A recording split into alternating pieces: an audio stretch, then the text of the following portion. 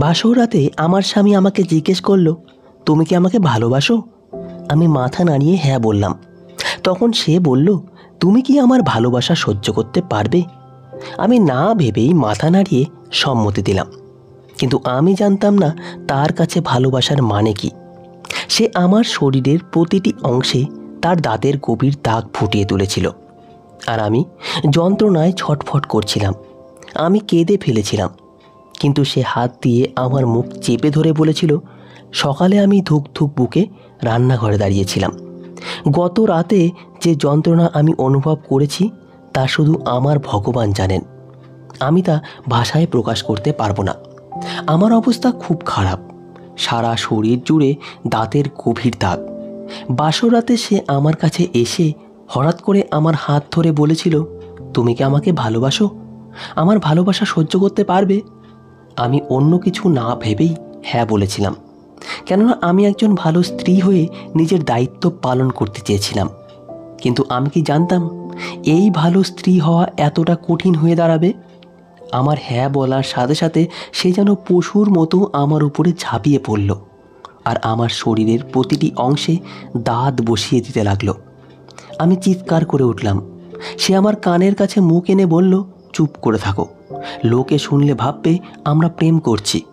আর এই অত্যাচারে আমার শরীরের কয়েক জায়গা থেকে রক্ত বেরিয়ে এসেছিল।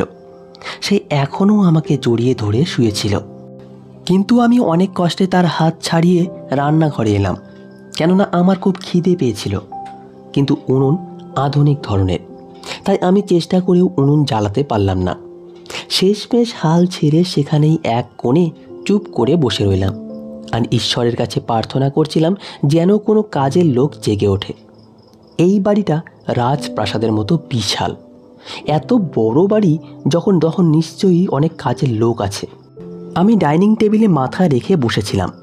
হঠাৎ রান্নাঘরের দরজার শব্দ হলে আমি মাথা তুলে দেখলাম আমার স্বামী দাঁড়িয়ে।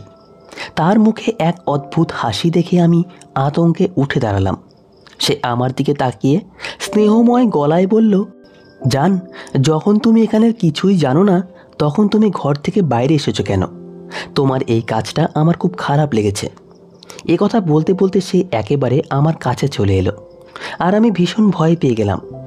আমার মন করছিল এখনই আমি এই বাড়ি থেকে পালিয়ে যাই, কেননা গত রাতে সেই স্মৃতি আমি এখনও ভুলতে পারিনি। সে আমাকে কাছে টেনে আমার কোমর জড়িয়ে ধরে বলল, যা জিজ্ঞেস করছি তার উত্তর দাও। এ কথা বলার সময় তার চোখে স্পষ্ট রাগ দেখা যাচ্ছিল। আমি খুব ভয়ে কাঁপা কাঁপা গলায় বললাম, আমার খিদে পেয়েছে, তাই নিচে এসেছি, কিন্তু উনুন জ্বালাতে পারছি না। আমার কথা শুনে সে আমার দিকে গভীর দৃষ্টিতে তাকিয়ে বলল, আমার এরকম কেন মনে হচ্ছে যে আমার জান আমাকে মিথ্যা বলছে? আমি অসহায় হয়ে ভাবছিলাম আমি কোথায় এসে পড়েছি। বিয়ের ঠিক 1 সপ্তাহ আগে মা হঠাৎ আমার কপালে চুমু খেয়ে বলেছিলেন, আমার মায়ের কপাল খুব ভালো, বাড়িতে বসে বসে এমন একটা সম্বন্ধ পেয়েছি, লাখে একটা। এই ঘটনার 1 সপ্তাহের মধ্যেই আমার বিয়ে হয়ে গেল, আর আমি এই বাড়িতে চলে এলাম। কিন্তু আমি কি জানতাম আমার এই অবস্থা হবে? গত রাতের কথা মনে পড়তেই আমার গায়ে কাঁটা দিয়ে উঠল। যাই হোক, সে উনুন জ্বালিয়ে তাতে চায়ের জল বসাচ্ছিল দেখে আমি ভয় পেয়ে বললাম, আপনি ছাড়ুন, আমি বানিয়ে নিচ্ছি। আমি এই ভয় পাচ্ছিলাম যে হয়তো সে এইটা নিয়েও আমাকে শাস্তি দিতে পারে। আমার কথা শুনে সে হেসে নাতে মাথা নাড়িয়ে বলল, হ্যাঁ, খুব শীঘ্রই তোমার হাতে রান্না খাবো, কিন্তু আজকে আমি নিজেই তোমার জন্য নাস্তা বানাবো, কেননা গত রাতে তুমি আমার যে ভালোবাসা সহ্য করেছ তার পুরস্কার তো তোমার প্রাপ্য। আমি মাথা নিচু করে নিলাম, কেননা আমার ভীষণ ভয় করছিল। একটা কথা ঠিক, আমি গরিব পরিবার থেকে এলেও ঈশ্বর আমাকে অনেক সুন্দরী তৈরি করেছিলেন। আমার জন্য অনেক সম্বন্ধ এসেছিল, কিন্তু এত ধনী পরিবারের থেকে আগে কোনো দিন আসেনি। এই কারণেই মা বাবা বেশি কিছু না ভেবে 1 সপ্তাহের মধ্যেই আমার বিয়ে দিয়ে দেন। কিছুক্ষণের মধ্যেই সে পরোটা আর চা বানিয়ে আমার সামনে রাখার সময় বলল, তোমার জন্য অমলেট বানিয়ে দেই। এক মুহূর্তের জন্য আমার মন চাইলেও আমি মাথা নাতে নাড়ালাম, না, কোনো দরকার নেই, আমি চা দিয়েই পরোটা খেয়ে নেব। সে আমার চুলে হাত বুলিয়ে বলল, না সুইটহার্ট, বলো আর কি চাও। আমি একটু গুলিয়ে গেলাম। আর সাহস করে বললাম, একটা অমলেট হলে ভালো হয়। আমি বলার সাথে সাথে সে তাড়াতাড়ি করে আমার জন্য অমলেট তৈরি করে দিল। আমি অবাক হয়ে তার দিকে তাকিয়ে বললাম, কেননা সে নিজের জন্য কিচ্ছু বানায়নি, এটা আপনি খেয়ে নিন। কিন্তু সে মাথা নেড়ে বলল, না, তুমি খাও, এখন আমি জামাকাপড় বদলে অফিস যাব। তোমার সঙ্গে কিছুক্ষণ বসতে চেয়েছিলাম, কিন্তু আমার হাতে বেশি সময় নেই। আর একটা কথা, ভবিষ্যতে আর কখনো এমন করো না। যদি খিদে পায় তাহলে ঘরের ভেতরে একটা ইন্টারকম আছে, সেখান থেকে নিচে অর্ডার দিয়ে দেবে। যদি আবার ঘর থেকে বাইরে বেরোনোর সাহস করো তাহলে তোমার স্বামী নয়, অন্য কেউ তোমার সামনে আসবে। আমি একদমই পছন্দ করি না কেউ আমার আদেশ অমান্য করুক। আমি খুব অবাক হয়ে তার দিকে তাকিয়ে রইলাম। এ কেমন কথা বলছে সে? কিন্তু আমি চুপচাপ মাথা নিচু করে নাস্তা খেতে লাগলাম। নাস্তা শেষ হতেই সে উঠে দাঁড়ালো আর আমার হাত ধরে টানতে টানতে ঘরের দিকে নিয়ে যেতে লাগলো। আমার বুক আবার ধুকপুক করতে লাগলো, কেননা আমার ভয় হচ্ছিল যে সে আবার আমার সাথে কোনো নির্দয় কাজ না করে। কিন্তু কপাল ভালো, ঘরে ঢোকার পরে সে আমাকে ছেড়ে বাথরুমে চলে গেল আর আমি স্বস্তির নিঃশ্বাস ছাড়লাম। কিছুক্ষণ পরে সে শুধু একটা তোয়ালা জড়িয়ে বাথরুম থেকে বেরিয়ে এলো। তাকে এই অবস্থায় দেখে আমি লজ্জায় মাথা নিচু করে নিলাম। সে হেসে বলল, এতে লজ্জা কিসের? আমি তো রাতেই সব লজ্জা ভেঙে ফেলেছি। তার কথা শুনে আমার গাল লাল হয়ে উঠল। কিছুক্ষণ পর সেই জামাকাপড় পরলে তাকে খুবই সুন্দর লাগছিল, কিন্তু কেউই জানতো না এই সুন্দর চেহারার আড়ালে কি অমানবিক রূপ লুকিয়ে আছে। হঠাৎ করে সে ঝুঁকে পড়ে বিনা কারণে আমার গলায় দাগ বসিয়ে দিল। আমার দম বন্ধ হয়ে আসছিল আর আমি ছটফট করে উঠলাম আর তাকে ঠেলতে লাগলাম যাতে সে আমাকে ছেড়ে দেয়। কিন্তু সে এমন ভাব করলো যেন কিছুই হয়নি। এরপরে সে নিজের ইচ্ছা মতো আমাকে ছেড়ে দিল আর গলা থেকে বের হওয়া রক্ত তার ঠোঁটে লেগেছিল। আর সে সেই অবস্থায় আমার দিকে তাকিয়ে একটা ঠান্ডা হাসি দিয়ে ঘর থেকে বেরিয়ে গেল। আমি তাড়াতাড়ি বাথরুমে গিয়ে সেই জায়গাটা ধুয়ে ফেললাম। বুঝতে পারছিলাম না এই মানুষটা আমার সাথে আসলে কি করতে চাইছে। আমি চুপচাপ বিছানায় বসে কাঁদতে শুরু করলাম। অনেকক্ষণ ধরে কাঁদার পরে হঠাৎ পাশে রাখা টেলিফোনটা জোরে জোরে বাজতে শুরু করলো। আমি বুঝতে পারছিলাম না ফোনটা ধরবো কি ধরবো না, কিন্তু শেষে সাহস করে রিসিভারটা কানে নিলাম। তখনই আমার স্বামীর গম্ভীর গলা আমার কানে এলো। সে বলল, এত কাঁদছো কেন? কি এমন হয়েছে তোমার সঙ্গে? আমি কি মরে গেছি যে তুমি এমন কাঁদছো? আর এমন কথা শুনে আমার বুকটা কেঁপে উঠল। আর আমি চারপাশে তাকিয়ে ভাবলাম, ও কিভাবে বুঝলো যে আমি কাঁদছি? আমি কিছু বলার আগে সে আবার বলল, একটা কথা মনে রেখো, আমার নজর সবসময় তোমার উপরে আছে। যদি এক ফোঁটাও জল তোমার চোখে দেখি তবে বুঝবে আমি তোমার কি করি। আমি ভয়ে কেঁপে উঠলাম আর শুধু হ্যাঁ বলেই রিসিভারটা রেখে দিলাম। সময় ধীরে ধীরে কেটে যাচ্ছিল। দুপুর 3টে বেজে গিয়েছে।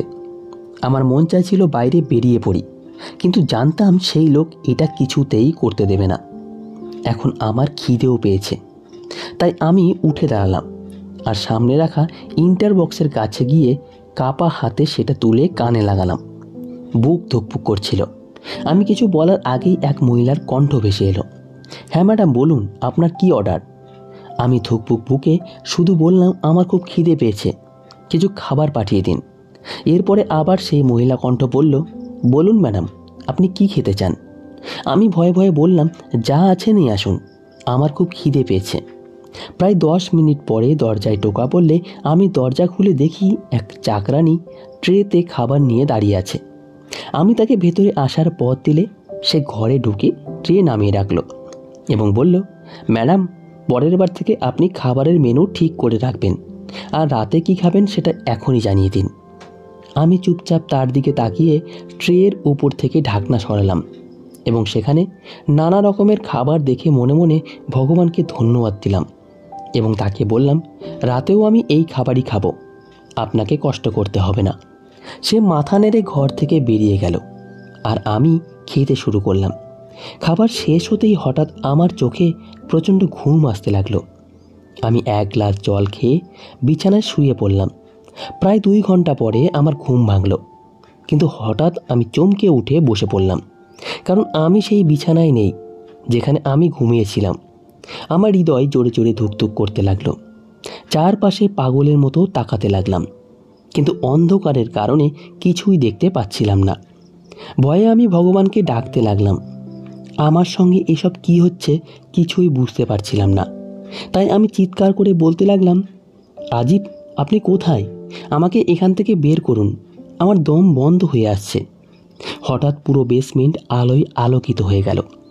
আমি আতঙ্কে চারপাশে তাকিয়ে দেখলাম সেটা বাড়ির বেসমেন্ট, এবং দরজার পাশে রাজীবকে দাঁড়িয়ে থাকতে দেখে ভয়ে তাড়াতাড়ি তার দিকে ছুটে গেলাম এবং জোরে জোরে কাঁদতে লাগলাম। হঠাৎ সে আমার চুলের মুঠি শক্ত করে ধরে আমার মুখের কাছে মুখ এনে বলল, কার অনুমতিতে তুমি কাজের লোকেদের উপরে তোমার সিদ্ধান্ত ছেড়েছ? তার কঠোর কণ্ঠস্বর শুনে আমার শির দাঁড়া দিয়ে ঠান্ডা স্রোত বয়ে গেল। আমি কিছু বলার আগে সে আবার বলল, সকালেই তোমাকে বলেছিলাম তোমার চোখে এক ফোঁটা জলও দেখতে চায় না। এ কথা বলেই হঠাৎ সে আমার গালে সজোরে থাপ্পড় মারল, আর আমি টলতে টলতে মাটিতে পড়ে গেলাম।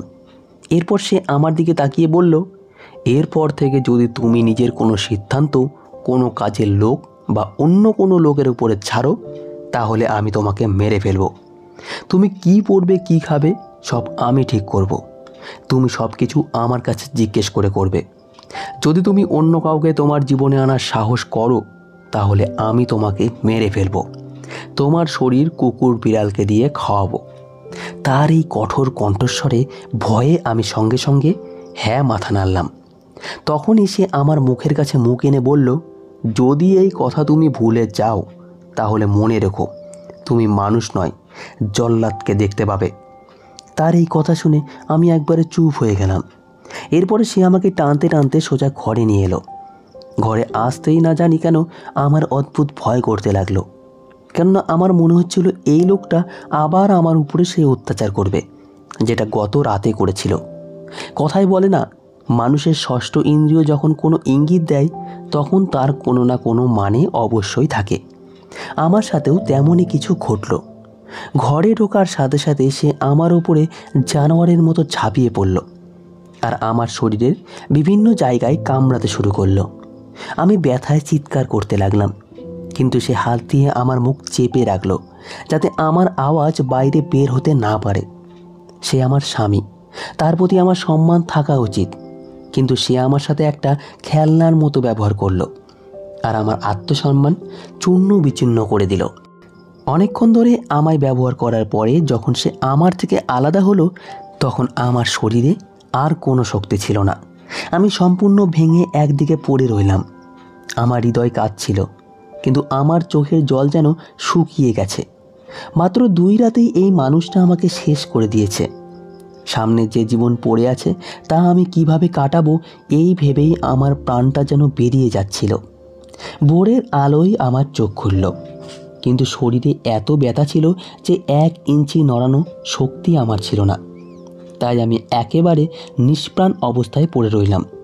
কিছুক্ষণ পর হঠাৎ সে আমাকে নিজের দিকে টেনে নিল, আর আমার মুখ শক্ত করে ধরে আমার চোখে চোখ রেখে বলল, তোমার উচিত উঠে গিয়ে স্বামীর জামা কাপড় বের করে রাখা, কিন্তু তুমি তো শুয়েই আছো। আমি ভয়ে ভয়ে মাথা নাড়লাম আর উঠতে চেষ্টা করলাম, কিন্তু সে আমার 2 বাহু জোরে চেপে ধরে আমার উপরে ঝুঁকে পড়ে বলল, আমি কি বলেছি উঠতে? সে কি করতে চাইছে আমি বুঝতে পারছিলাম না, যেন সে একটা রহস্য যেটা আমি কিছুতেই বুঝে উঠতে পারছি না। আমার মনে হচ্ছিল আমি তাকে বলি আমি কোনো পুতুল না, একজন জীবন্ত মানুষ, কিন্তু আমি কিছুই বলতে পারলাম না, কারণ যদি একটা শব্দ বলতাম তাহলে হয়তো সে আমার শাস্তি দিত আবার। অনেকক্ষণ সে আমাকে জড়িয়ে ধরে পড়ে রইল। তারপরে হঠাৎ সে উঠে দাঁড়ালো আর বলল, আমি স্নান করতে যাচ্ছি, তুমি আমার কালো রঙের ড্রেস বের করে রাখো। এটা বলেই সে সোজা বাথরুমে চলে গেল। আমি সঙ্গে সঙ্গে বিছানা থেকে উঠতে গেলাম, কিন্তু আমার কোমরে তীব্র ব্যথা অনুভব করলাম।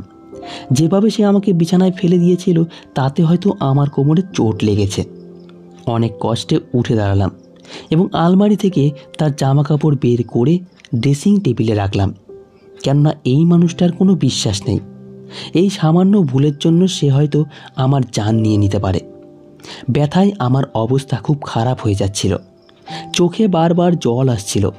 কিছুক্ষণ পরে সে তোয়ালা পেঁচিয়ে বাইরে এলে আমি একবার তাকিয়েই মাথা নিচু করে বললাম, রাজীব, কোমরের ব্যথায় আমার প্রাণ বেরিয়ে যাচ্ছে। সে অবাক হয়ে একবার আমার শরীরের দিকে তাকালো এবং কিছু না বলেই ড্রেস পাল্টাতে লাগলো। এরপরে সে আলমারি থেকে একটা চাদর বের করে হঠাৎ সেই চাদর দিয়ে আমাকে মুড়ে আমাকে কোলে তুলে নিল। আমি ভয়ে ভয়ে তার দিকে তাকালে সে আমার চোখে চোখ রেখে বলল, তোমার অবস্থা আমার ভালো লাগছে না, তাই তোমাকে ডাক্তার দেখাতে নিয়ে যাচ্ছি। এক মুহূর্তের জন্য আমি অবাক হয়ে গেলাম, কেননা যে মানুষটা আমাকে ঘর থেকে এক পা বেরোতে দিতে চায় না, সে আজ নিজে থেকেই আমাকে বাইরে নিয়ে যাচ্ছে। সে আমাকে নিয়ে গাড়িতে বসালো এবং বলল, ডাক্তারকে বাড়িতেও ডাকা যেত, কিন্তু আমার হাতে সময় কম, তাই তোমাকে নার্সিংহোমে রেখে আমি অফিসে যাব। তুমি চেক আপ করিয়ে অপেক্ষা করো, আমি 1 ঘন্টার মধ্যেই ফিরে আসব। আমি হালকা করে মাথা নাড়লাম। কিছু দূর যাওয়ার পরেই সে একটা নার্সিংহোমের সামনে গাড়ি থামালো। এরপর একটা নার্সকে কিছু দিয়ে বলল, এনাকে সাবধানে ডাক্তার মুকেশের কাছে নিয়ে যাও। নার্স আমার দিকে অবাক চোখে তাকালো, কেননা আমার মুখে ওর শরীরে তার নির্যাতনের চিহ্ন ছিল। লজ্জায় আমি মাথা নিচু করে নিলাম। নার্স আমার হাত ধরে নিয়ে যাওয়ার সময় শান্ত গলায় বলল, আপনি ঠিক আছেন তো? আমি আস্তে আস্তে করে মাথা নাড়লাম এবং বললাম, প্লিজ আমাকে ডাক্তার মুকেশের কাছে নিয়ে চলুন, আমার ভীষণ কষ্ট হচ্ছে। সে আমাকে নিয়ে একটা কেবিনের দরজায় টোকা দিল এবং ভেতরে ঢুকলো। কিন্তু দরজার ভেতরে ঢুকে যা দেখলাম তাতে আমি হতবাক হয়ে গেলাম, কেননা সে দেখতে একেবারে আমার স্বামীর মতো। আমি একবার নার্সের দিকে আর একবার সেই ডাক্তারের দিকে তাকালাম। সেই ডাক্তার নিজের জায়গা থেকে উঠে এসে আমার হাত ধরল এবং বলল, বৌদি, আমি আপনার দেওর। এই কথা বলে সে আমাকে যত্ন করে একটা চেয়ারে বসিয়ে দিল। আমি এখনও বিশ্বাস করতে পারছিলাম না। না জানি কেন আমার মনে হচ্ছিল এই মানুষটাই আমার স্বামী, শুধু আমার সাথে অভিনয় করছে। কিন্তু শুধু একটা বিষয় আলাদা ছিল, আর সেটা হলো তার হাতে কোনো ট্যাটু ছিল না, যদিও আমার স্বামীর হাতে ট্যাটু ছিল। এই কারণে আমি খানিকটা স্বস্তি পেলাম। সে আমার দিকে তাকিয়ে জিজ্ঞেস করলো, আপনার মুখে এই দাগগুলো কিসের? সে হঠাৎ থেমে গেল, কারণ তার নজর আমার গলার দিকে পড়ে। এরপর চোখ সরিয়ে নিতে নিতে সে বলল, আপনি কেন তাকে বিয়ে করলেন? হঠাৎ তার এই প্রশ্নে আমি অবাক হয়ে তার দিকে তাকালাম, কেননা সে তো তার দাদা। তাহলে সে কেন এমন প্রশ্ন করছে?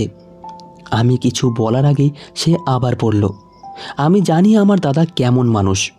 আমি এবারও কিছু বললাম না, শুধু চুপচাপ তার দিকে তাকিয়ে রইলাম, কারণ আমি জানতে চাইতাম সে আর কি বলতে চায়। কিছুক্ষণ পরে আমি বললাম, আমার কোমরে খুব ব্যথা করছে।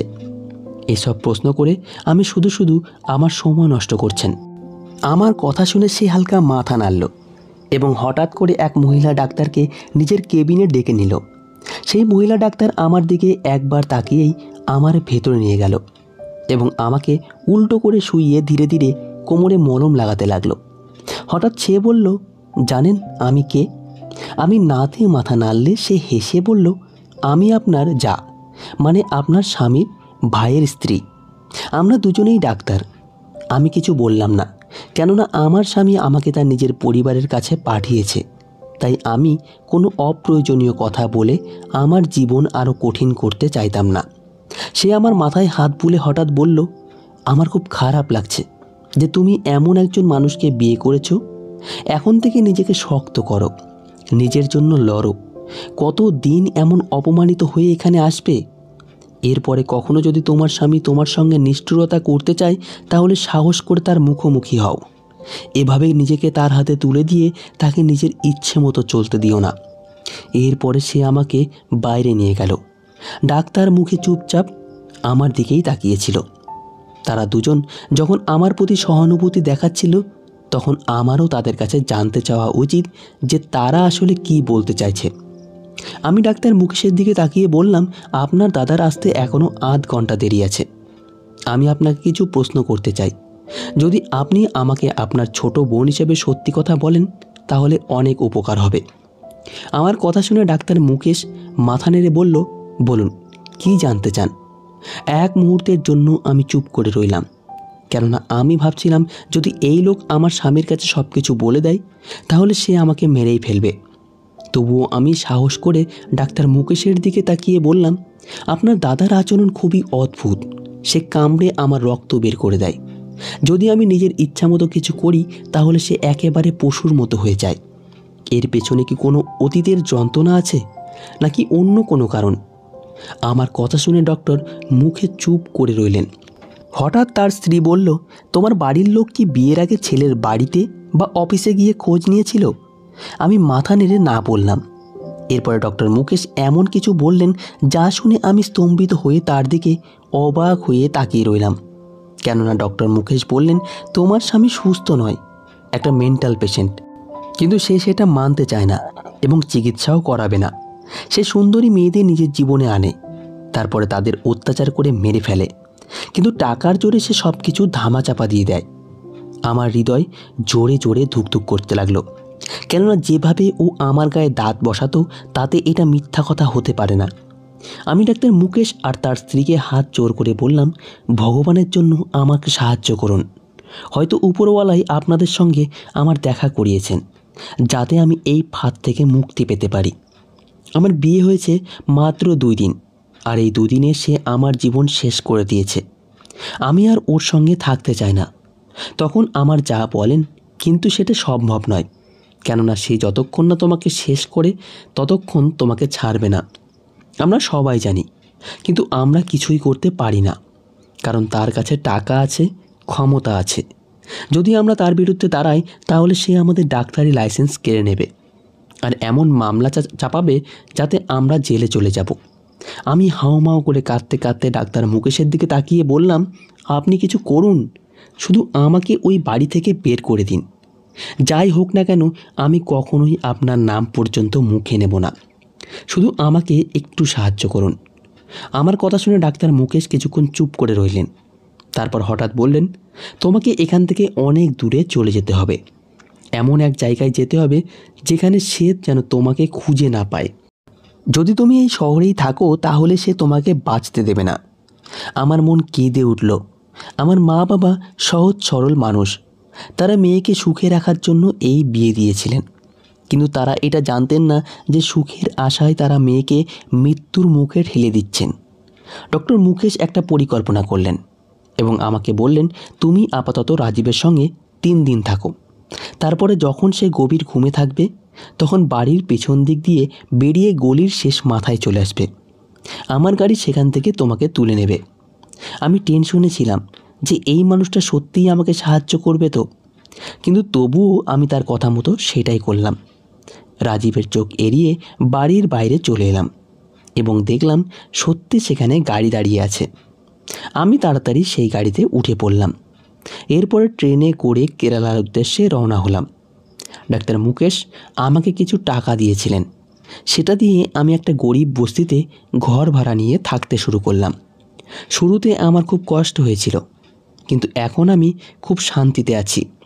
এখন আমি শুধু উপরওয়ালার কাছে একটাই প্রার্থনা করি, যে কখনো কোনো মেয়ের সঙ্গে যেন এমন কিছু না ঘটে, যেন কোনো মেয়েকেই এমন যন্ত্রণা সহ্য করতে না হয়, কারণ কোনো মেয়েরই এই কষ্ট সহ্য করার মতো সহ্য ক্ষমতা থাকে না।